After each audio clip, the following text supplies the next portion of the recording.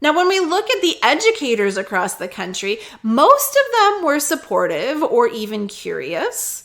The only one that I ran up against who was quite adamantly against it was a gentleman that found me on the CBC radio and called in. And in his experience in his small town, young people who took time off ended up falling in love and starting families and never returning to school. So he was against it. But everybody else that I talked to, and let me say that's a very, very specific case and does not happen very often.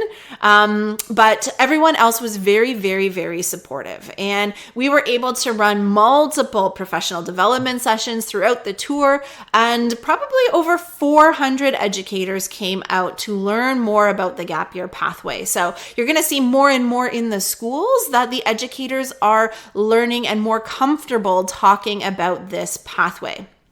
It was very clear that the teachers were very in tune with the students and the parents and the needs of their local community, as teachers always are.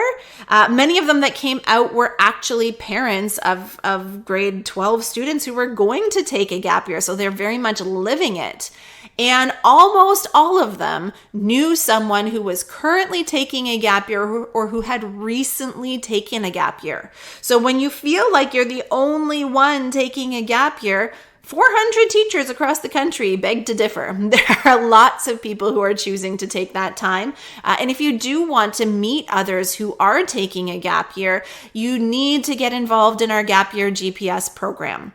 This program is fantastic. It will connect you to people across the country who are also on gap years. You get access to a gap year coach who will help you navigate the ins and outs and ups and downs of not only the logistics of your gap year, but also support you in that kind of formative transition between adolescence and adulthood and navigating all the things that come up on your gap year. And you have the opportunity to earn the Student of Leadership and Humanity Award that you can put on your resume and on your LinkedIn profile. So many benefits of joining the Gap Year GPS program. And first and foremost, just being connected to a community of people who are taking a gap year themselves. So wonderful.